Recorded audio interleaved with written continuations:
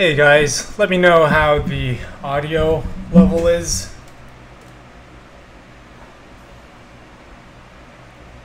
Let me just get a few things sorted out here.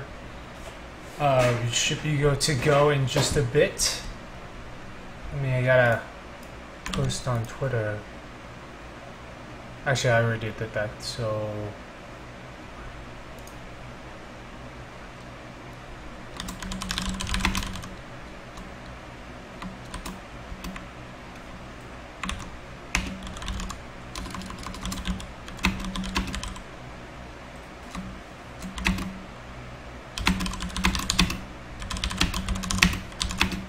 So you're just gonna post on Twitter to let everyone know to come check out the stream.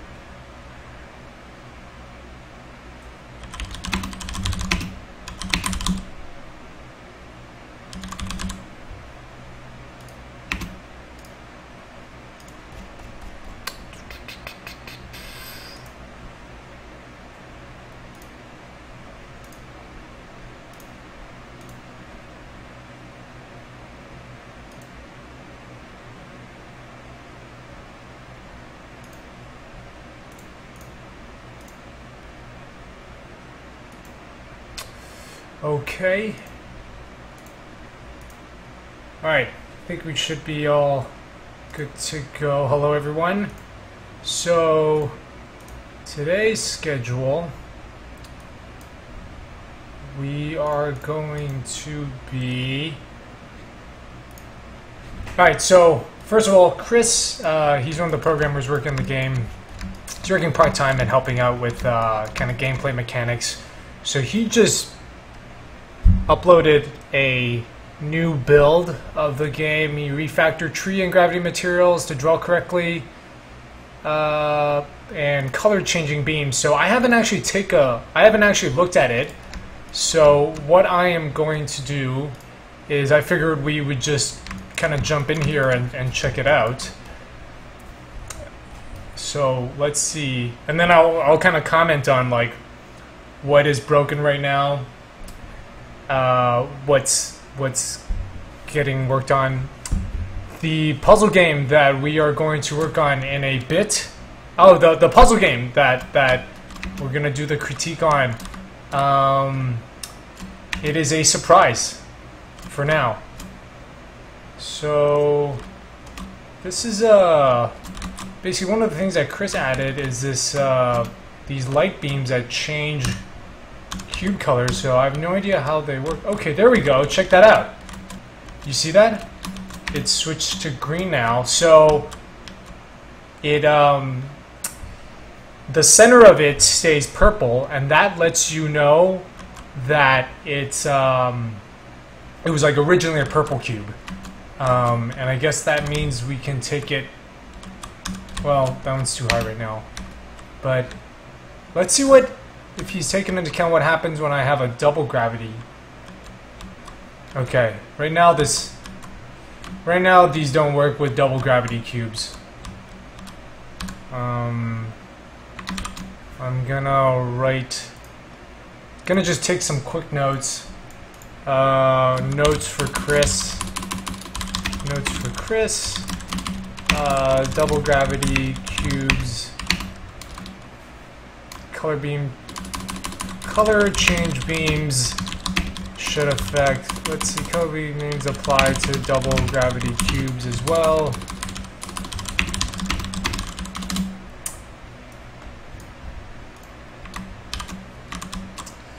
Yeah, this is kind of spoiler heavy, but it also is tremendously helpful for me as a designer to kind of talk about this thing with everyone. And I figure if you're all watching,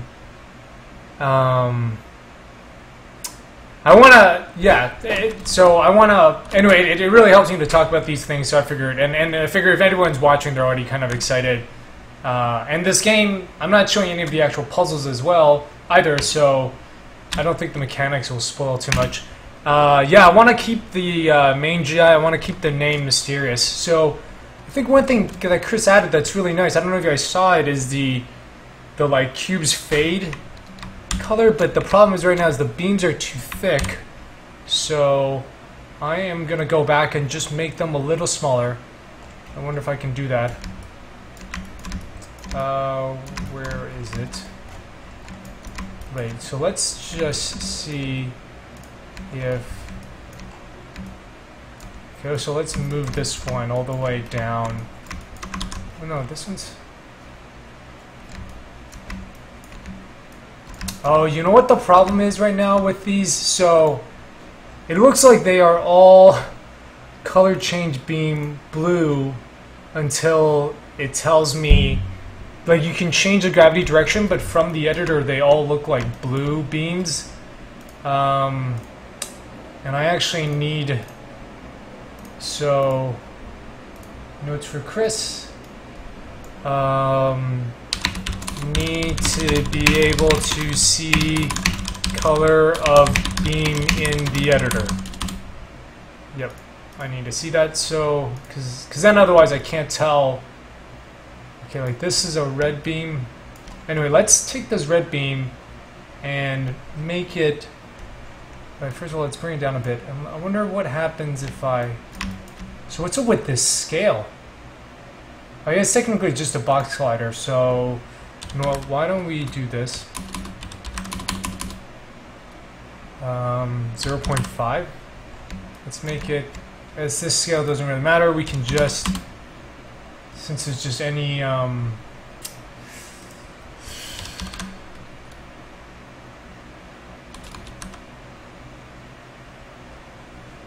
right, so let's try this. So that's red.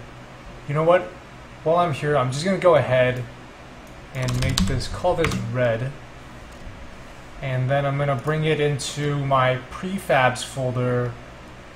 I have my color change beams, and I'm gonna call it, I already have something called color change beam red. I'm gonna call it Neo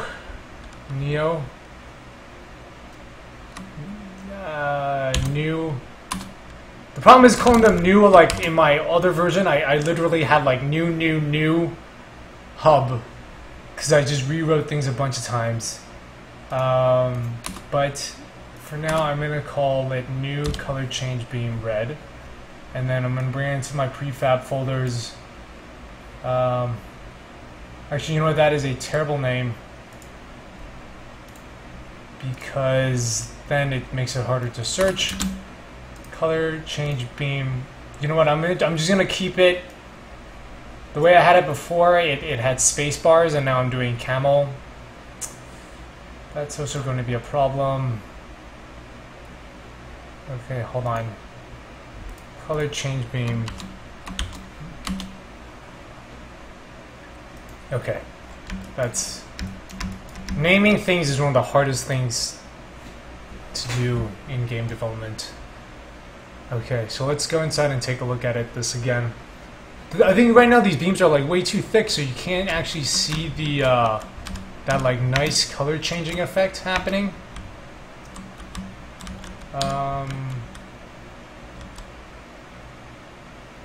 Oh yeah, you see that? That was pretty nice. Well, let's go back and change a whole bunch of them. Okay, so that's blue. Problem with this blue is that it's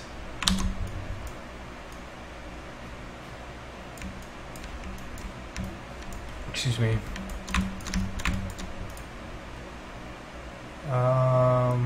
Let's see, 0.5, and we want this scaled. So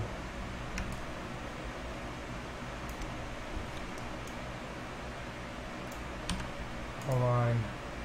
Right, I want this and that scaled. Okay, so let's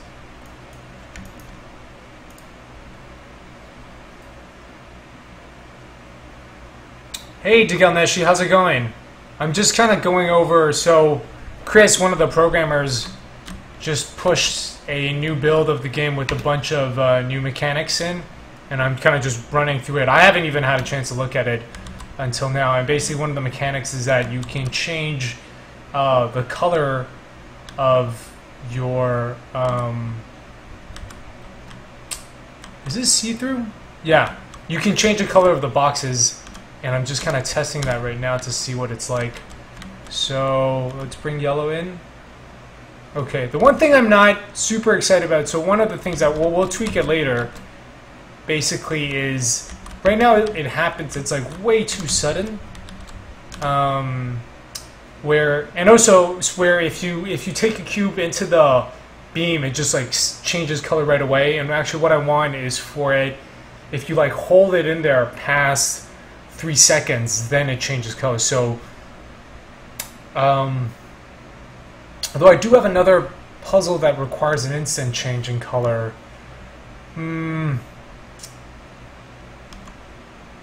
I feel like I don't like that snap into the middle.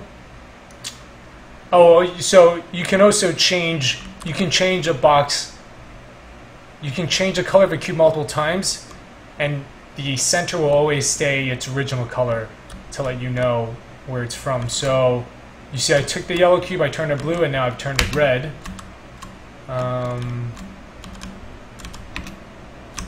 Okay, that works really well. So yeah, so we see we still have this edge problem. Thought it was fixed, but, and it is sort of fixed where if you drop the box, okay, if you like are far enough above and you drop it, it doesn't catch. Okay, sometimes it goes through the floor. But if you like, you know, line up the edges like that, you can kind of get it to work.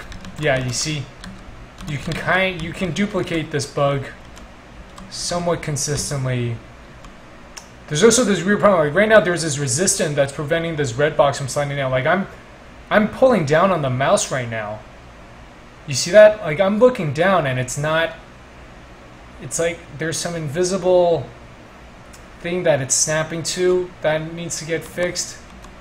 These boxes are causing me so many problems. Yeah, but that's all. It's all stuff we'll let Chris worry about. Oh, did you see that? When you pick up a box, it went through it. Okay, let's test the other ones. So, alright,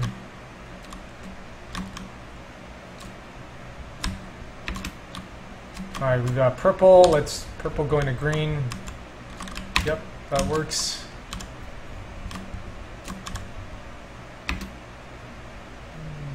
Yep, okay.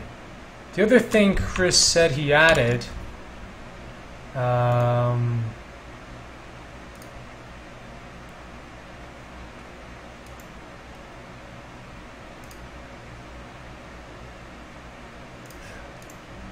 yo guys, you're not gonna believe this. Guess who I just got an email from?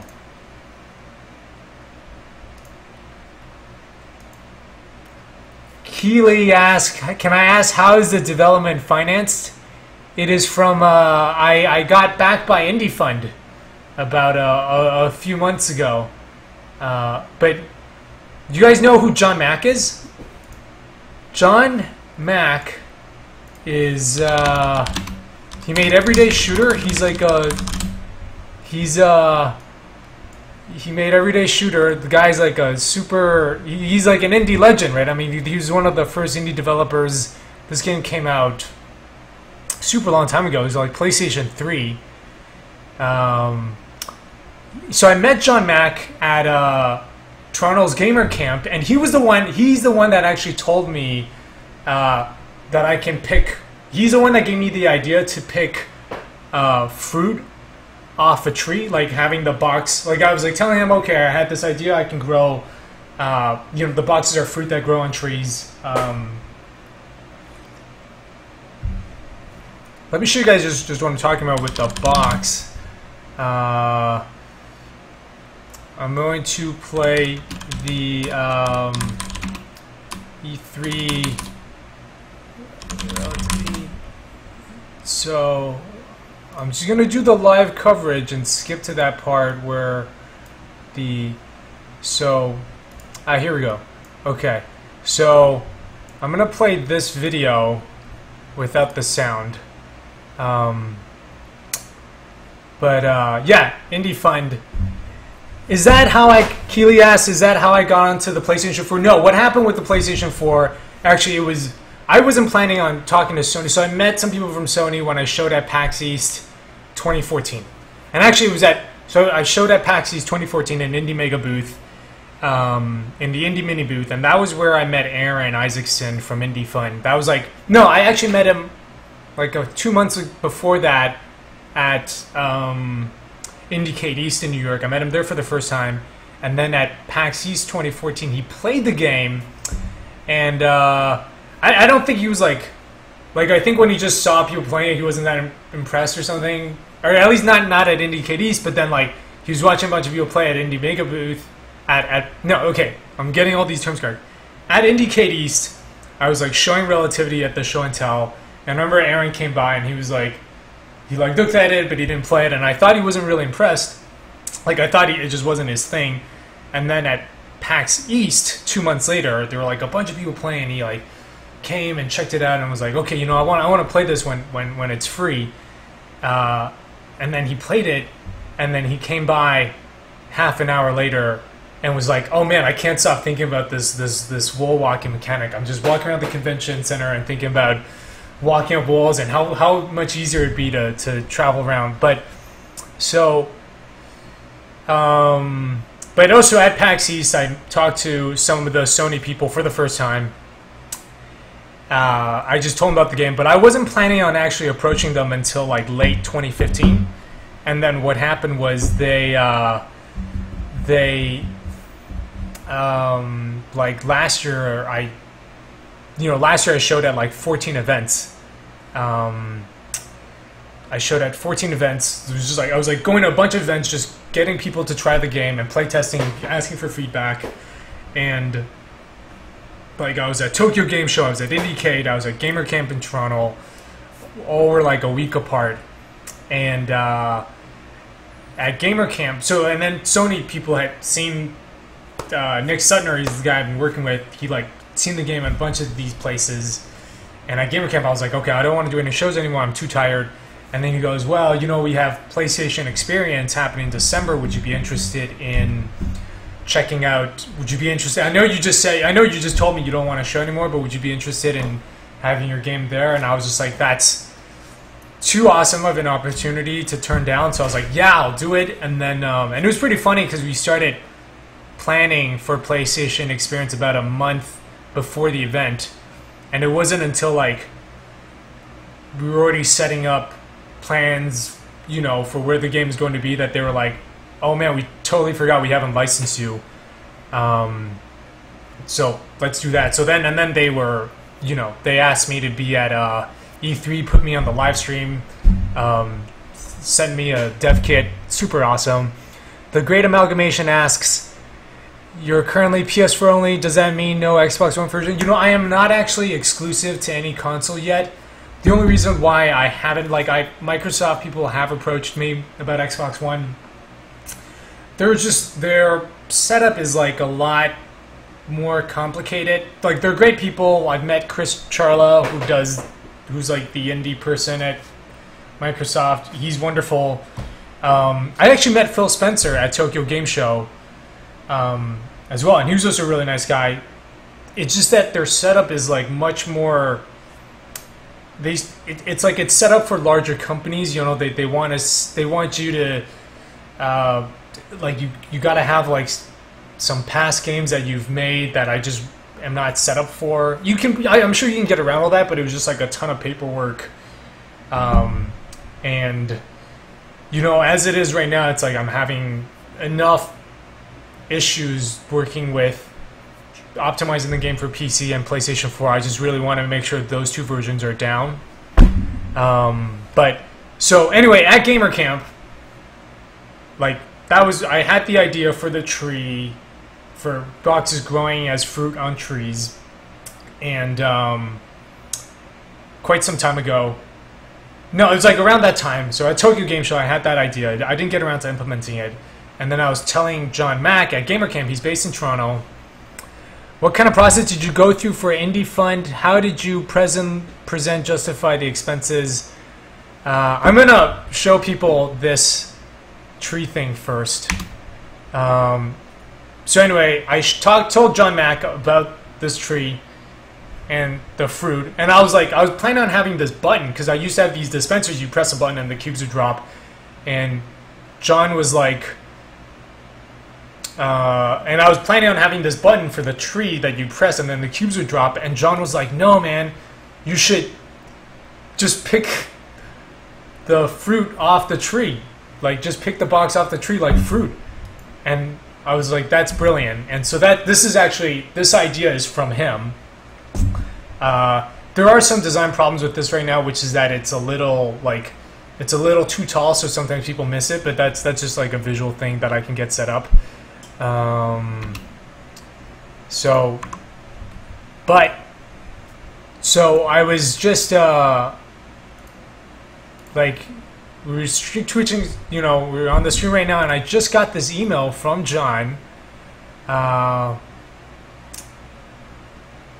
and hold on, I'm just gonna take a picture because I don't know if he wants me to show everyone his email address, but I think he doesn't mind.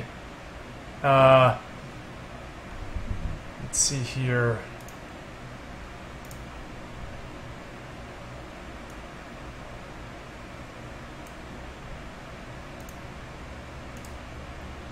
This is real. I don't know if he wants me to show his email address. That's all. But this is super cool. Hold on.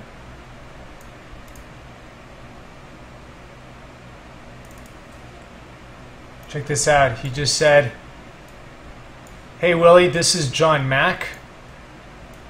We met at Gamer Camp. We met at the last Gamer Camp. I just wanted to say I came across this image of your game." He was talking about this one, which is the level we've been working on here. And lost my shit over how amazing it looks. I don't really have anything else to add. I just had to get that out. How awesome is that, John Mack? He gave me the idea for the picking fruit off the trees. This is awesome. Anyway, John Mack made Everyday Shooter. I guess his email address is actually on his site, so I could just show it to you, but yeah. Anyway.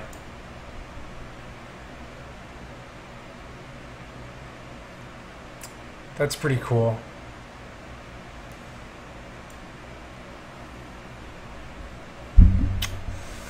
Yeah, this just happened right now, which is it's pretty awesome when you get emails from indies you really respect.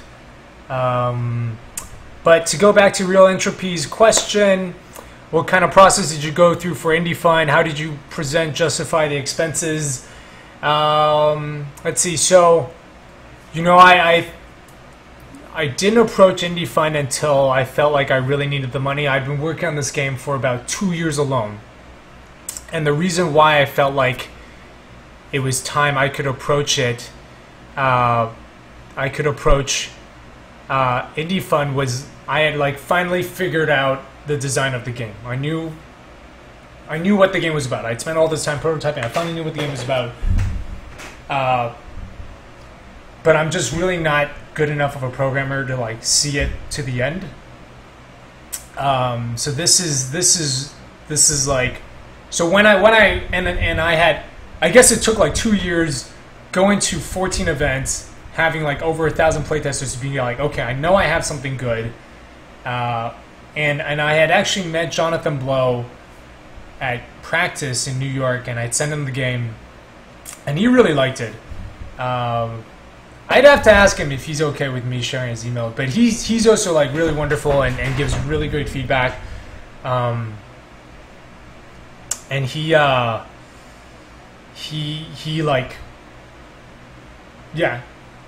liked the game. He shared it on Twitter this one time during PSX, which was really awesome because I got no coverage from any press at PlayStation Experience, and then John Blow tweeted about it, and that was really cool. But But yeah, I guess from the first conversation at Indie Fund to when I applied was about a year. Like I wanted to wait until I had something really, really good. Keely, let's just kind of run around. I'm gonna answer some of these questions while we're talking. Keely asks, I'm about to drop out of my contracting gig to get into full-time UE4 for a project. Any tips? It's hard for me to give like generic tips over without really knowing too much of your project. It really depends, you know. This is like the only game I've ever worked on, so I don't know. You know, if you're not making like a single-player puzzle game that's centered around a strong mechanic, I don't know how valid my advice would be. I do think it's important not to focus too much on aesthetics. How long has it taken you to make this much of the game? It's been over 2.5 years. Let me see if these are in here yet. Okay, so right now all the tree material. Okay, so the tree materials are fixed. We are going to get to the puzzle critique in just a bit, but there's kind of a lot in this new update, and I want to go over all of that.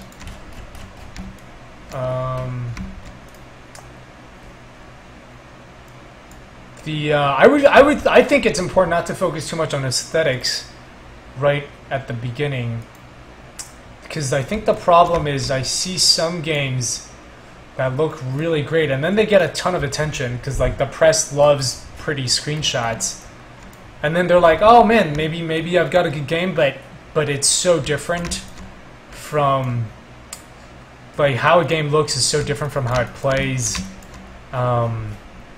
If you're making a puzzle game, yeah, Andy James Adams, I did spend a year writing my shader, but you are forgetting that I spent a year and a half prior to working on that shader writing the game itself.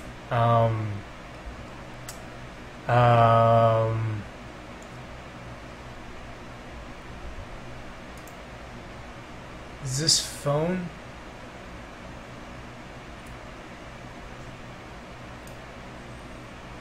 Do you think this phone is an improvement? I can't tell though. I need to play it. I mean, is this supposed to be like is that supposed to be in-game UI? Like I'd have to know what it's being used for. It's hard. Like I said, it's really hard to judge by screenshots alone.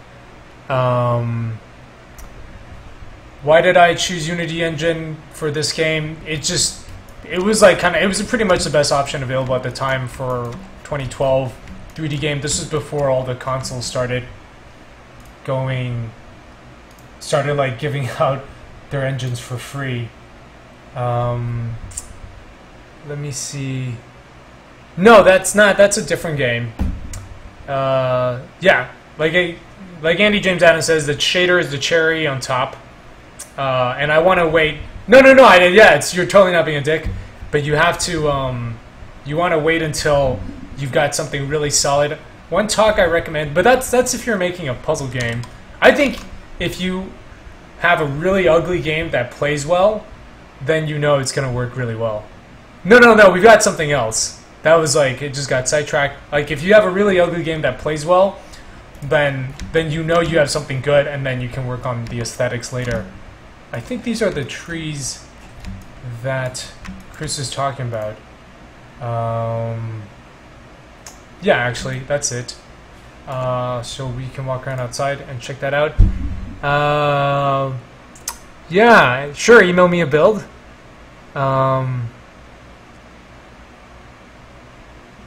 Is that the name of the game? Oh, no, Jet User, we're talking about this other game that I'm going to be doing a puzzle critique in a bit. But I do have a new name. We are going to reveal it this summer. Everything is building up to that. Oh, check it out. Chris got the... Nice. He got the gradient shader working. Although, I don't think that should be white. It needs to be more colored. It needs to be like I shouldn't have leaves that are white. So let me just leave them a note.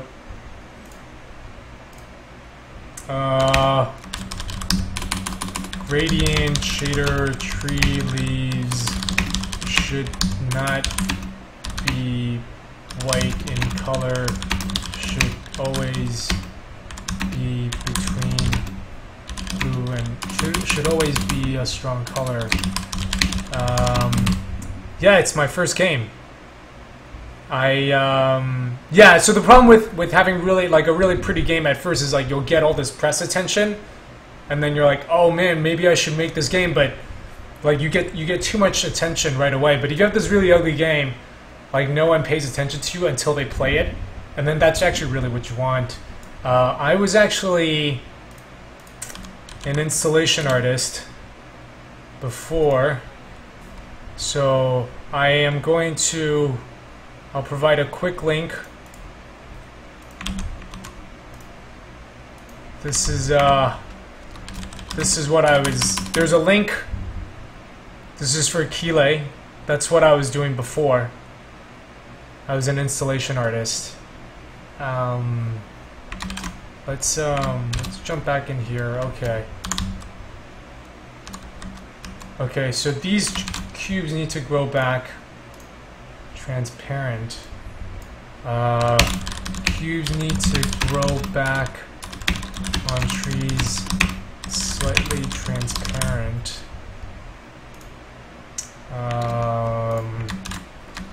Yeah. So, because you see, the problem with having it white here is that that looks like a part of the trunk.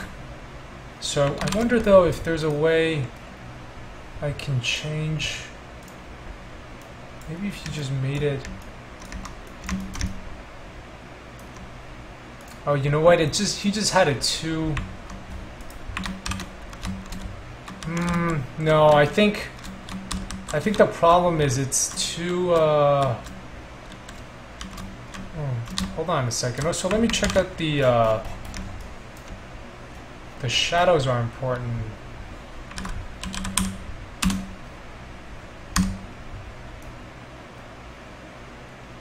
So let's look at the leaf shadows. Is that? Yeah, okay, you see this is the wrong. Yeah, you see with the double gravity trees, you see, okay, take a look at their shadows. Look at these leaf shadows, they're completely solid. This is the shadow that I want for the trees. Right, so right now it's only working for single gravity. Oh man, and then the line draws in. Yeah, I think we're gonna have to go back to that. Yeah, I don't like that. I don't like that, okay. Hold on. Lots of notes. Cube embedded in leaf block that has bad outline.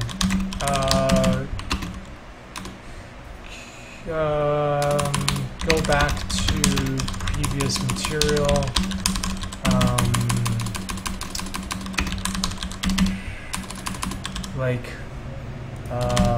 Allow me to set position of the gradient colors sources. I think that's where it's coming from. Let's see, notes for Chris. Let's do notes for Chris. 2015-07-03. Okay.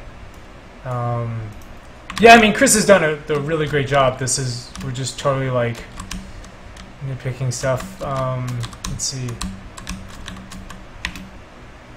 That's kind of cool. I mean, I'm okay, I don't know what's going on there.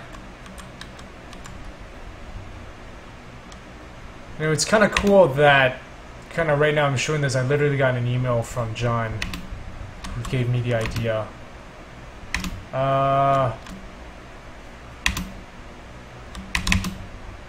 Yeah, I don't... Oh, right, the leaves color need to... So yeah, see, I really like... You see that like transparent, that pattern shadow? I really like that with the leaves. Where was that? I thought there was like there was a block here we were able to get. That was way up high. Ah, okay, it's over there. Yeah, we're not gonna be able to reach it.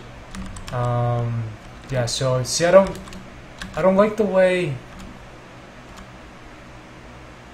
Yeah, I don't like the way that looks. But that's a tweak. So these double gravity trees are great.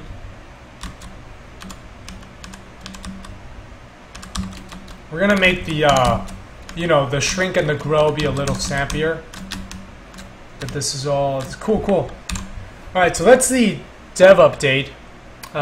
Sorry, I'm gonna get back to reading some of the chats. That says, are you doing sound for the game? No, we have someone else doing the sound. Did I expose this on Australia before? I don't think so. I think you might be thinking Antechamber. I know Alexander Bruce is based in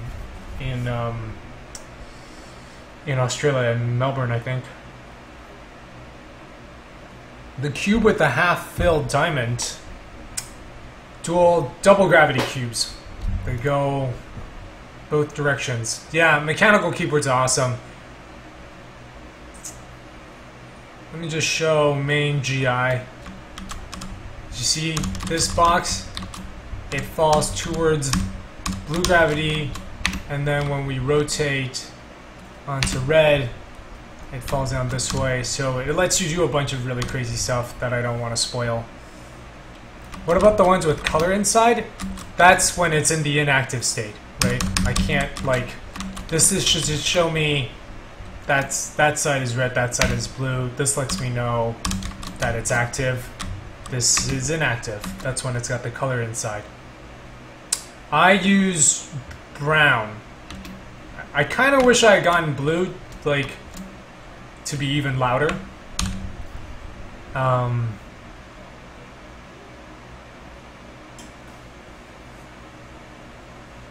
You don't mean those? You mean the ones that have color in their shape? Are you talking about these ones?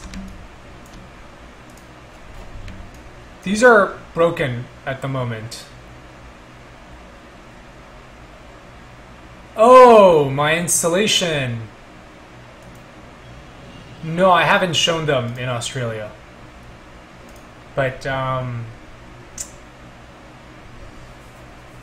green. Is green louder than blue? And the diamonds with the yellow in them?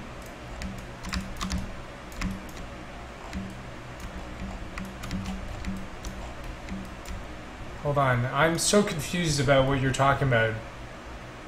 Instead of the cube's color in the outline, there's a different color. Does anyone know what main GI is talking about? Are you talking about these? These are all regular cubes. The diamonds with yellow in them. I mean, so this is just showing you that this is yellow and green.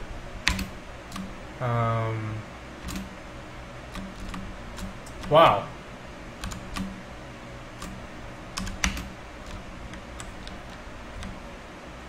And the only thing I can think of other than that, that's the only thing I can think of, but that stuff is broken.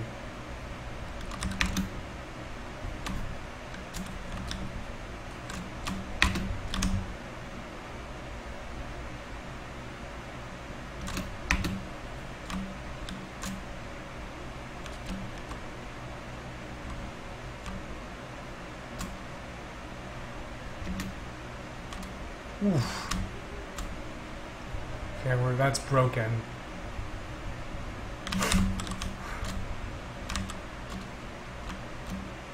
Okay. Yeah, I'm gonna need a screen cap. Okay, I'm gonna just take a quick break. I'm gonna stop the stream, put on the break screen, and then we're gonna come back and, oh! So this is the stuff that, okay, actually let me, hold on. Let me explain let me just answer main GI's question. Yeah,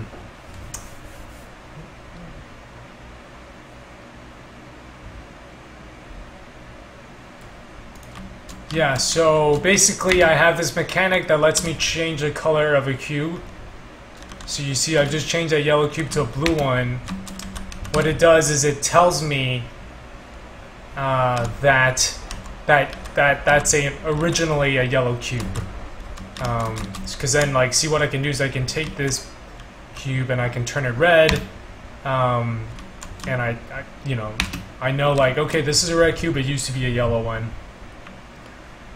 Real entropy, would you be okay with us doing a critique during the stream next time? Because I am pretty busy outside the streaming, but I figured since you're all watching, I can give feedback then. Mostly just because I don't really like typing a lot. That thing will get worked on. Like I said, it's more, a lot of these are just tweaks, you know. Yeah, it's a feature for all the cubes. All the cubes are, they can do all this stuff at the beginning.